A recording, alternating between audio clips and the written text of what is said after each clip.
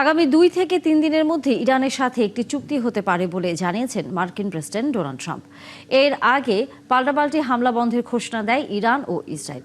এদিকে ইসরায়েল যদি আবার ইরানে হামলা চালায় তবে তেল আবিব যুক্তরাষ্ট্রের সমর্থন হারাতে পারে বলে প্রধানমন্ত্রী বেনিয়ামিন নেতানিয়াহুকে সতর্ক করেছেন ডোনাল্ড ট্রাম্প। বিস্তারিত জানাচ্ছেন মনিরুজ্জামান বাবু।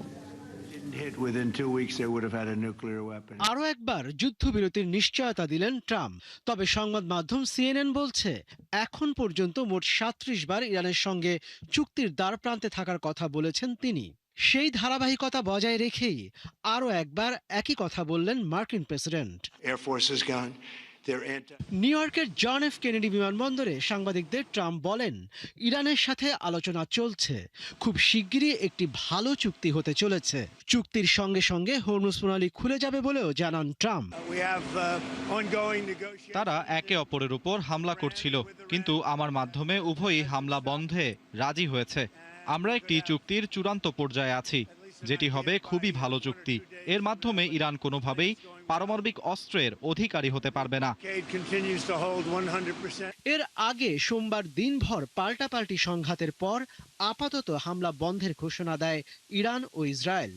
তবে ইরান ও লেবানন ইস্যুতে তেল আবিব বাড়াবাড়ি করলে ছাড় না দেওয়ার হুঁশিয়ারি দিয়েছে তেহরান। এদিকে মার্কিন vice president JD Vance Fox নিউজকে বলেছেন, ইরানের সঙ্গে আলোচনার মাধ্যমে প্রেসিডেন্ট ডোনাল্ড ট্রাম্পের লক্ষ্য অর্জনের ক্ষেত্রে যুক্তরাষ্ট্র ভালো অবস্থানে রয়েছে। মার্কিন ভাইস প্রেসিডেন্ট আরও বলেন, যদি এই চুক্তিতে পৌঁছানো যায় তাহলে এটি হবে যুক্তরাষ্ট্রের জনগণের জন্য এক বড় বিজয়। অন্যদিকে ইরানের পার্লামেন্টারি স্পিকার মোহাম্মদ বাঘের গালিবাফ বলেছেন, যুক্তরাষ্ট্র যুদ্ধবিরতিও চাইছে না, আবার সংলাপও চাইছে না। তিনি বলেন, ইরানের উচিত দেশের জনগণের অধিকার রক্ষায় চূড়ান্ত জবাব দেওয়া। তবে চুক্তি নিয়ে ইতিবাচক বার্তা দিয়েছেন জাতিসংঘে নিযুক্ত ইরানের রাষ্ট্রদূত আমির সাইদ ইরাভানি। যুক্তরাষ্ট্রের সাথে একটি চুক্তিতে পৌঁছানোর লক্ষ্যে দুই দেশের মতবিনিময় অব্যাহত রয়েছে বলে জানান তিনি। এর মধ্যেই ইসরায়েলের ক্ষেপণাস্ত্র হামলার পর বন্ধ করে দেয়া তেহরানের আন্তর্জাতিক বিমানবন্দর আবার চালু হয়েছে। সৌদি আরব থেকে আসা হজযাত্রী বহনকারী ফ্লাইটগুলো বিমানবন্দরে অবতরণ করেছে। মনিরুজ্জামান বাবু, ৭১। লেবাননে ইসরায়েলি আগ্রাসনের প্রতিশোধ নিতে অপারেশন নাসর চালিয়েছে ইরান। ইসরায়েলি বিমান ঘাঁটি নেভাতিম এবং তেল নফে হামলা চালানো হয়েছে। হামলার বিষয়ে মিশ্র প্রতিক্রিয়া জানিয়েছেন দুই দেশের মানুষই। দেশের স্বার্থে যে কোনো হামলার পক্ষে ইরানিরা, আর ইরানে অভিযান চললেও নিরাপদ আশ্রয় সরে যাচ্ছেন সাধারণ ইসরায়েলিরা। আরও জানাচ্ছেন আরাফাত ইসলাম। যুদ্ধবিরতি শর্তেও লেবাননে হামলা থামায়নি ইসরায়েল। যুক্তরাষ্ট্রের বারবার সতর্কতাতেও তেল আবিবের যখন হুঁশ ফেরেনি, তখন আগ্রাসনের প্রতিশোধ নিতে অপারেশন নাসর শুরু করেছে আইআরজিসি। পাল্টা হামলা চালিয়েছে তেল আবিবও। তাই তো আবারও উত্তাল উপসাগরীয় অঞ্চল। ইসরায়েলে চালানো ইরানের হামলায় সমর্থন জানিয়েছে ইরানিরা। দেশের স্বার্থে যে কোনো সিদ্ধান্তে পাশে থাকার অঙ্গীকার জানান ইরানের নাগরিকরা। আমরা এমন কিছুর অপেক্ষায় ছিলাম। ইসরায়েল যা কিছু করেছে লেবানন এবং ইরানে তা অমানবিক। আমরা ইরানের সর্বোচ্চ নেতার যে কোনো সিদ্ধান্তে তার পাশে আছি। ইসরায়েল বহুবার যুদ্ধবিরতি লঙ্ঘন করেছে, একেবারে প্রথম দিন থেকেই। ইরানের উচিত হামলা অব্যাহত রাখা, যতদিন না শত্রুরা তাদের নিজেদের করুণ পরিণতিতে পৌঁছায়। মার্কিন ইসরায়েলি হামলায় বিধ্বস্ত ভবনের ধ্বংসস্তূপে দাঁড়িয়ে স্মৃতিচারণ করছেন এক নারী। জানান, মিসাইলের আঘাতে কিভাবে মুহূর্তেই চূর্ণ হয়েছে স্বপ্নে গড়া বাড়ি। ৫তলা একটি ভবনে 2টি ক্ষেপণাস্ত্র আঘাত হানে। ভবনটির আর কিছুই অবশিষ্ট নেই। তবে ভবন হারানোই আমাদের সবচেয়ে বড় ক্ষতি নয়। সবচেয়ে গুরুত্বপূর্ণ হলো আমাদের দেশ এখনো টিকে আছে। আমরা আবারও ঘুরে দাঁড়াবো, সবকিছু গড়ে তুলব। ইরানের হামলায় ইসরায়েলিরা ঠাঁই নিয়েছে আশ্রয় কেন্দ্রে। আতঙ্কিত ইসরায়েলিরা চান ইরানে হামলা চালিয়ে যেতে। এ সময় তারা জানান, যুদ্ধ বন্ধ নিয়ে যে কোনো সিদ্ধান্ত ইসরায়েলকেই নিতে হবে, যুক্তরাষ্ট্রকে নয়। আমার মতে ইরানের বিরুদ্ধে পদক্ষেপ নেয়ার এটাই সঠিক সময়। দীর্ঘদিন অপেক্ষা, সংঘাত ও যুদ্ধবিরতির পরও কোনো চূড়ান্ত সিদ্ধান্ত হয়নি। শেষ পর্যন্ত সিদ্ধান্ত ইসরায়েলেরই হওয়া উচিত, যুক্তরাষ্ট্রের নয়। আমি বিশ্বাস করি আঞ্চলিক সংকটের স্থায়ী সমাধান হলে শান্তি প্রতিষ্ঠা সম্ভব হবে। আমরা শুধু একটি নিরাপদ, স্বাভাবিক ও শান্তিপূর্ণ জীবন চাই। পাল্টাপাল্টি হামলা, যুদ্ধবিরতি লঙ্ঘনের অভিযোগ আর হুমকিতে মধ্যপ্রাচ্যের উত্তেজনা নতুন মাত্রা পেয়েছে। কূটনৈতিক সমাধানের পথ এখনো অনিশ্চিত, আর সংঘাতের কারণে সবচেয়ে বেশি মূল্য দিতে হচ্ছে সাধারণ মানুষদেরই। আরাফাত ইসলাম, ৭১। মধ্যপ্রাচ্যে যুদ্ধ অবস্থার কারণে ইরানে অবস্থানরত ভারতীয় নাগরিকদের জন্য নতুন সতর্কতা জারি করেছে ভারতীয় দূতাবাস। ভারতীয় নাগরিকদের ইরানে ভ্রমণ না করার পরামর্শ দেওয়া হয়েছে। একই সাথে বর্তমানে যারা দেশটিতে অবস্থান করছেন তাদের যত দ্রুত সম্ভব ইরান ত্যাগ করার আহ্বান জানানো হয়েছে। গত রবিবার রাত থেকে পাল্টাপাল্টি হামলার কারণে মধ্যপ্রাচ্য জুড়ে নিরাপত্তা নিয়ে উদ্বেগ বেড়ে গেছে। তাই আগের সতর্কবার্তা বহাল রেখে ভারতীয় নাগরিকদের নিজেদের সুরক্ষাকে অগ্রাধিকার দেওয়ার পরামর্শ দেয়। এই নির্দেশনায় ইরানে অবস্থানরত সব ভারতীয় নাগরিকের জন্য প্রযোজ্য, যার মধ্যে শিক্ষার্থী, ব্যবসায়ী, তীর্থযাত্রী এবং পর্যটকরা রয়েছেন।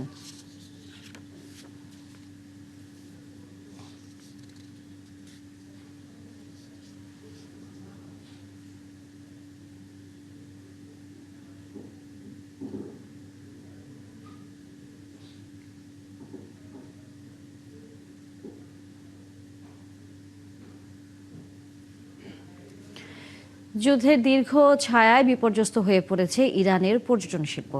একসময় বিশ্বের নানা প্রান্তের পর্যটকে মুখর থাকা ঐতিহাসিক শহর, জাদুঘর ও সাংস্কৃতিক কেন্দ্রগুলো এখন অনেকটাই নিস্তব্ধ।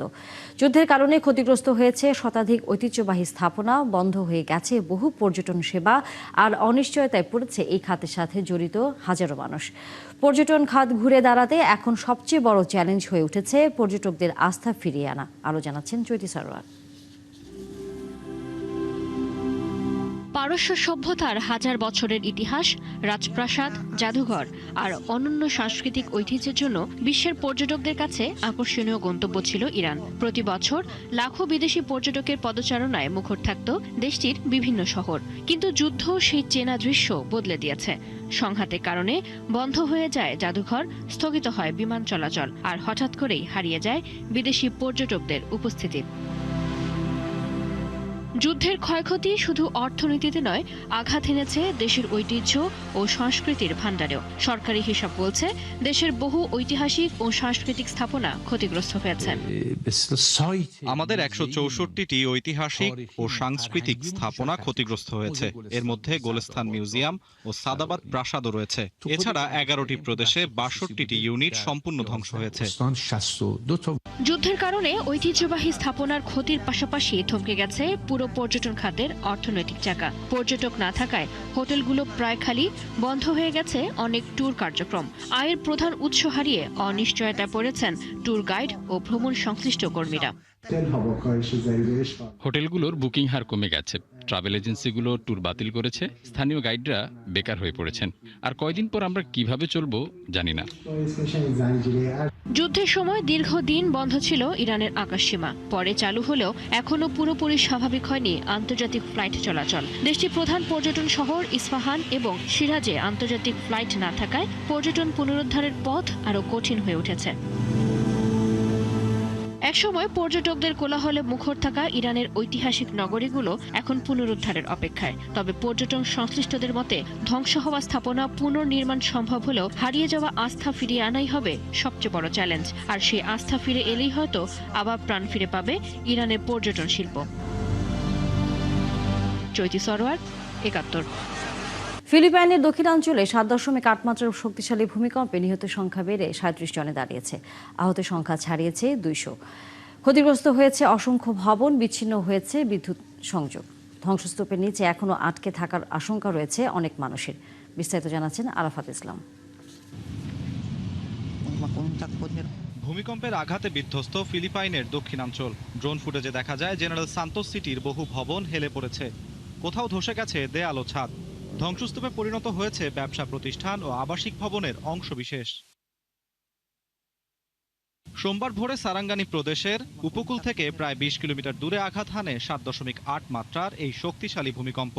এর পরপরই কয়েকটি দেশে সুনামি সতর্কতা জারি করা হয়। কম্পন অনুভূত হয় পুরো মিন্দানাও অঞ্চল জুড়ে, এমনকি ইন্দোনেশিয়ার মানাদো শহরেও। সবচেয়ে ক্ষতিগ্রস্ত এলাকাগুলোর একটি সান্তোস সিটি। ধসে পড়া একটি সুপারমার্কেট ভবনের নিচে আটকা পড়েছেন বহু মানুষ বলে ধারণা করা হচ্ছে। ছেলের খোঁজে ধ্বংসস্তূপের সামনে অপেক্ষা করছেন একজন মা। Sabi sa akin, একজন মা হিসেবে এটা মেনে নেওয়া খুব কঠিন যে আমার ছেলে এখনো ওখানে আটকে আছে। এটা মেনে নেওয়া সত্যিই কঠিন। আমার একটাই অনুরোধ, আজই যেন তাকে উদ্ধার করা হয়, তাহলে অন্তত আমরা কিছুটা শান্তি পাবো। kaya wala ng heartbeat. ধ্বংসস্তূপের নিচে এখনও উদ্ধার অভিযান চলছে, তবে সময়ের সঙ্গে সঙ্গে ফিকে হয়ে আসছে স্বজনদের আশা। উদ্ধারকর্মীরা জীবিত কাউকে শনাক্ত করতে না পারার কথা জানিয়েছেন পরিবারগুলোকে। নিহতের সংখ্যা আরও বাড়তে পারে বলে জানিয়েছে কর্তৃপক্ষ, কারণ অনেক এলাকায় এখনও পুরোপুরি তল্লাশি অভিযান শুরু করা যায়নি। আফটারশকের আশঙ্কায় ক্ষতিগ্রস্ত ভবনগুলোতেও প্রবেশে সতর্কতা জারি রয়েছে।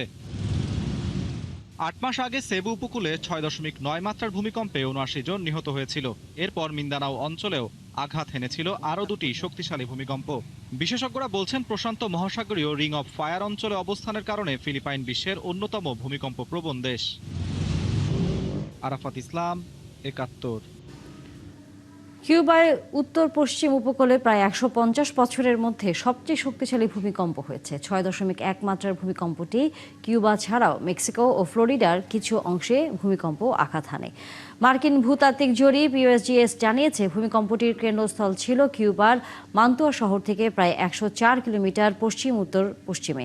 ভূমিকম্পটি যেখানে হয়েছে এর ৩২২ কিলোমিটারের মধ্যে ১৮৮০ সালের পর থেকে এত শক্তিশালী ভূমিকম্প আর হয়নি। কর্তৃপক্ষ এখনও কোনো বড় ধরনের ক্ষয়ক্ষতি বা হতাহতের খবর জানা যায়নি।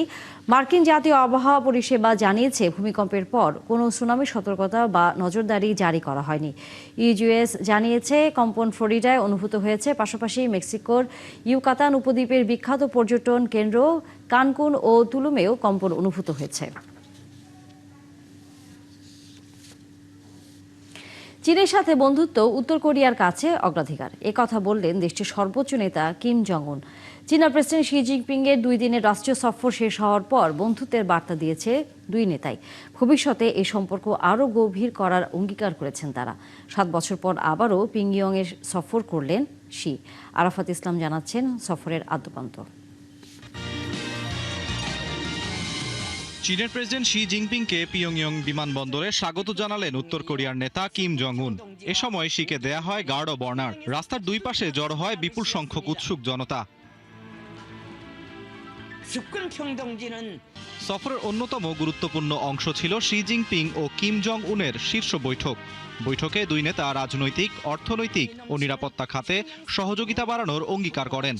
আঞ্চলিক স্থিতিশীলতা এবং কৌশলগত অংশীদারিত্ব জোরদারের বিষয়েও আলোচনা হয়। বিশ্লেষকদের মতে, উত্তর কোরিয়ার সঙ্গে সম্পর্ক আরো গভীর করতে এবং পূর্ব এশিয়ায় নিজেদের প্রভাব ধরে রাখতে এই সফরকে বিশেষ গুরুত্ব দিয়েছে বেইজিং। সাম্প্রতিক বছরগুলোতে পিয়ংইয়ং এর সঙ্গে মস্কোর ঘনিষ্ঠতা বাড়ার প্রেক্ষাপটেও চীনের এই কূটনৈতিক উদ্যোগ তাৎপর্যপূর্ণ বলে মনে করা হচ্ছে। উত্তর কোরিয়া দীর্ঘদিন ধরেই চীনের অন্যতম গুরুত্বপূর্ণ কৌশলগত মিত্র। তবে আন্তর্জাতিক নিষেধাজ্ঞা, নিরাপত্তা ইস্যু এবং রাশিয়ার সঙ্গে ক্রমবর্ধমান সম্পর্কের কারণে দেশটির পররাষ্ট্র নীতিতে নতুন সমীকরণ তৈরি হয়েছে। উত্তর কোরিয়া সফরের আগে বেইজিংয়ে আলাদাভাবে যুক্তরাষ্ট্রের প্রেসিডেন্ট ডোনাল্ড ট্রাম্প এবং রাশিয়ার প্রেসিডেন্ট ভ্লাদিমির পুতিনের সঙ্গে বৈঠক করেন শি জিনপিং। ফলে এই সফরকে বড় পরিসরে আঞ্চলিক কূটনীতির অংশ হিসেবেও দেখা হচ্ছে। বিশেষজ্ঞরা বলছেন, কোরীয় উপদ্বীপে চীনের প্রভাব পুনঃপ্রতিষ্ঠা এবং উত্তর কোরিয়ার সঙ্গে দীর্ঘমেয়াদী কৌশলগত সম্পর্ক আরও দৃঢ় করাই ছিল শি জিনপিং এর এই সফরের প্রধান লক্ষ্য। আরাফাত ইসলাম, ৭১। সম্ভাব্য চীনা হামলা মোকাবেলায় উপকূল জুড়ে সামরিক মহড়া চালিয়েছে তাইওয়ান। রকেট ও কামানের গোলাবর্ষণের মাধ্যমে শত্রুপক্ষকে প্রতিরোধের অনুশীলন করেছে দেশটির সেনাবাহিনী। মঙ্গলবার তাইওয়ানের তাইজুং উপকূলের প্রায় ২০ কিলোমিটার এলাকা জুড়ে একযোগে পরিচালিত হয় এই মহড়া। ৮টি ভিন্ন অবস্থান থেকে রকেট ও আর্টিলারি ইউনিট অংশ নেয় অভিযানে। তাইওয়ান প্রণালীর উপরে চীনের মুখোমুখি থাকা দ্বীপটির পশ্চিম উপকূলকে সবচেয়ে ঝুঁকিপূর্ণ এলাকা হিসেবে বিবেচনা করা হয়। সেই কারণেই সৈন্যদের বাস্তব যুদ্ধের জন্য প্রস্তুত করতে এই মহড়ার আয়োজন হয়। সামরিক কর্মকর্তারা জানিয়েছেন দীর্ঘ পাল্লার আঘাত হানতে সক্ষম এবং দ্রুত মোতায়েনযোগ্য থান্ডারবোল্ট 2000 রকেট সিস্টেম গত 7 বছরের মধ্যে এই প্রথম কোনো অপারেশনাল এলাকায় সরাসরি গোলাবর্ষণ মহড়ায় অংশ নিয়েছে। হরমুজ প্রণালীর কাছে যুক্তরাষ্ট্রের একটি সামরিক হেলিকপ্টার বিধ্বস্ত হয়েছে। এ সময় হেলিকপ্টারে 2 জন ক্রু ছিলেন, তাদের উদ্ধার করা হয়েছে। সংবাদ মাধ্যম নিউ ইয়র্ক টাইমস বলছে বিধ্বস্ত হেলিকপ্টারের 2 ক্রুকে নিরাপদে উদ্ধার করা গেছে। তবে তাদের শারীরিক অবস্থা কেমন আছে সেটি স্পষ্ট করেনি মার্কিন সংবাদ মাধ্যমটি।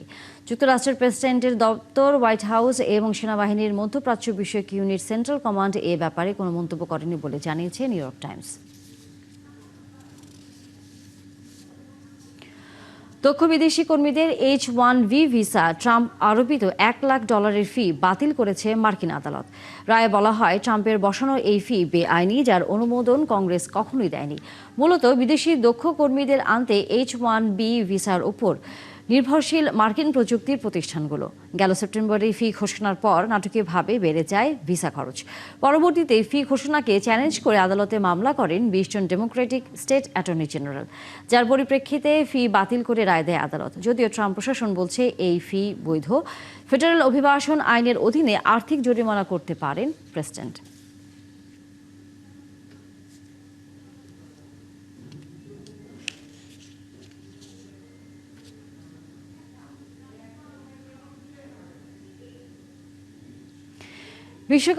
ফুটবল বিশ্বকাপের উন্মাদনায় এবার সামিল হলো বনের পশু পাখিরাও। মাঠে লড়াই শুরুর আগে মেক্সিকোর এক চিড়িয়াখানায় হয়েছে ম্যাচ জয়ের ভবিষ্যৎবাণী। হাতি, গরিলা থেকে শুরু করে ম্যাকাও পাখি সবাই ব্যস্ত ছিল নিজ নিজ পছন্দের দল বেছে নিতে। সে খবর জানাচ্ছেন মনিরুজ্জামান বাবু। বিশ্বকাপের উন্মাদনায় ভাসছে পুরো বিশ্ব। আর এই ফুটবল জ্বরে এবার আক্রান্ত স্বাগতিক মেক্সিকোর আয়োজক শহর গুয়াদালাজারার চিড়িয়াখানাও।